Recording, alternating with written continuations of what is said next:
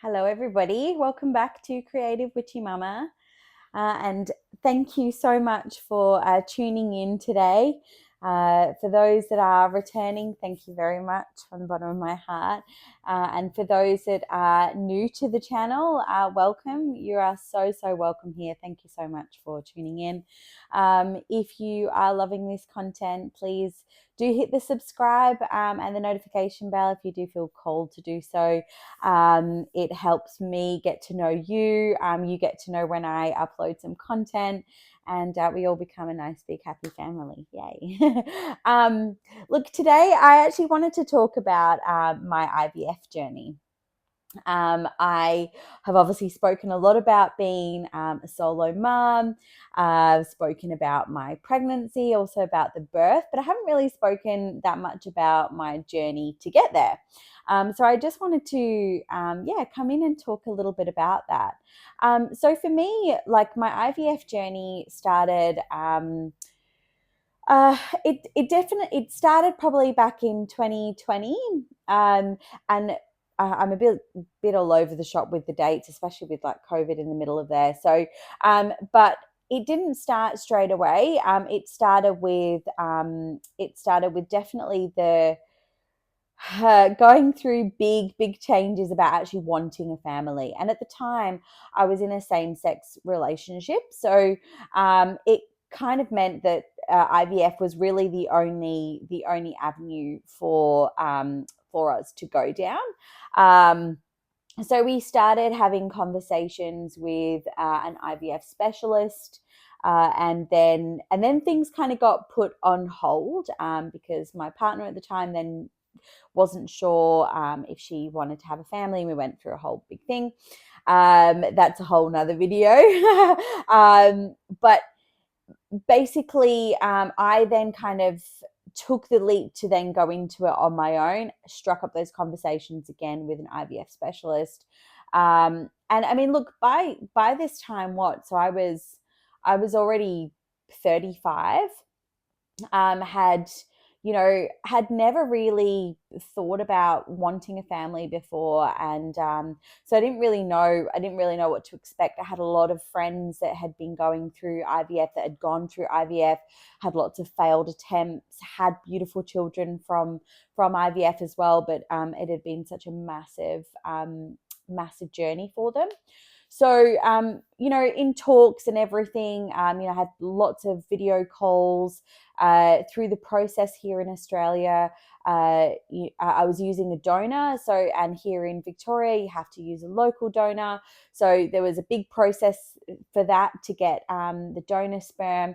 Had to have a lot of tests to make sure I wasn't carrying certain, genes and things like that.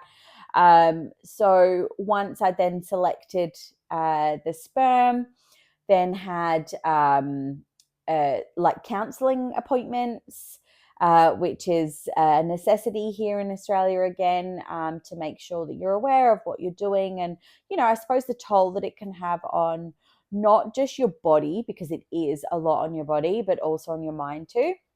So went through all of that, and then in 2023 started the actual process of having my eggs retrieved. So the process, for those that don't know anything about this, I had to start injecting myself daily with like a kind of like an EpiPen for a little while, and then it went to a full like needle. It's amazing, like the strength that you get when you're going through this process. Like, I didn't even take into consideration that I was, needling myself every day. Like, just did it usually around my tummy. So I would then use ice packs and, like try and make it as numb as possible and then inject myself. So I was doing this for a couple of weeks, and then I actually went in and had my eggs collected. I think it was around about the end of July. Now, for a lot of people, once you have eggs collected and if you have viable embryos, you then have like a fresh transfer, which is usually then a few days later. Unfortunately for me, this wasn't possible.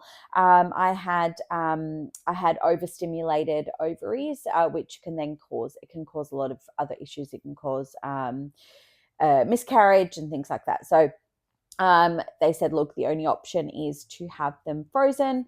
So, look, I was very fortunate enough to have 21 eggs, which is amazing. But after a few days, so I think at day 5 or day 7, I then had 6 embryos.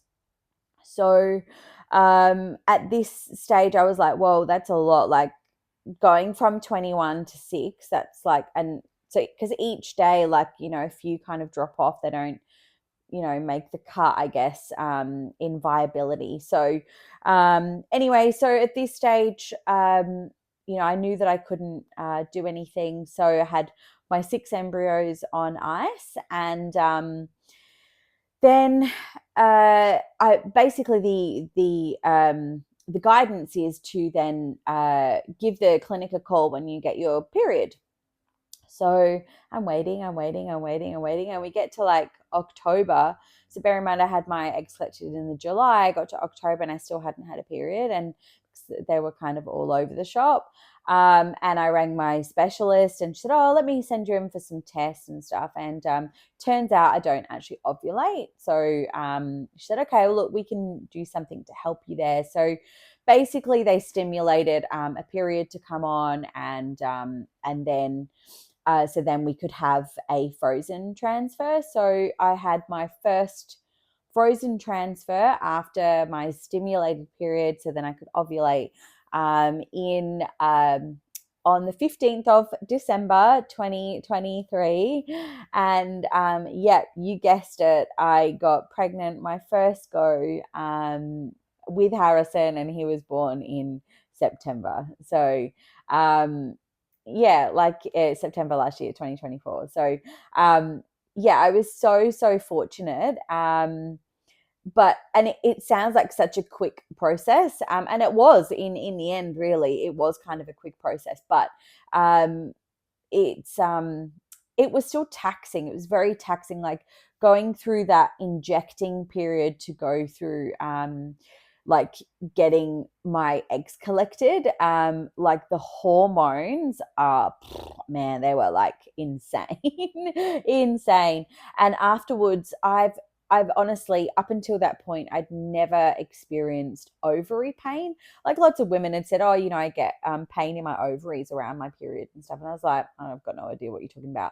I know what that pain feels like now, because my ovaries was so inflamed. They were so incredibly sore, and they were sore for weeks and weeks. And I'm sure that's not necessarily the norm, but that was for me. So yeah, but I was so fortunate to yeah, result in a pregnancy first time round, and I feel so lucky and grateful, and abundant too, like that happened straight away, because I had definitely seen so many friends go through rounds and rounds and rounds of egg collection as well, which is, for me, that's definitely the hardest part. Hardest on your body and also on your mind, right? Because everything has to be done to the T. Everything has to be done by times. And if you don't do it, if you miss things, then, you could absolutely scupper that entire attempt and then have to try again. So yeah, it's like, it's pretty full on. But yeah, I almost felt a little bit through that kind of process. I felt like, wow, like I'm so lucky. And I didn't necessarily want to talk too much about it, because I'd had so many friends and people around me that had taken such a long time to fall pregnant, spent so much money, gone through so many egg collections, so many transfers, and for whatever reasons they weren't successful. But yeah, I felt almost a bit guilty, that mine wasn't too bad, really. It was actually quite smooth sailing. But I guess we all have different journeys. And I think, the purpose of me talking about mine here today is it's okay to have a good journey as well. You can't change your journey. Your journey is your journey, and my journey was my journey. And I think we should be talking about it and be proud of our journeys, regardless of what they are. I just think we often don't talk about those wins, especially around women that we know have gone through so much heartache and pain. But you shouldn't ever feel guilty about it, and I shouldn't have felt guilty either. So I'm here to support all the women that want to talk about it, good, bad, or indifferent, because I think we should still talk about it. I think we absolutely deserve the right to be able to talk about it, whether it is that it's been quick and great, whether it's long and drawn out, all those things. I think we all deserve to be heard. So yeah, I mean, on that, thank you so much for listening today, about my journey. And I encourage you to talk about yours, talk about your journey. Has it been good? Has it been bad? Has it been quick? Has it been long? Has it been whatever it has been?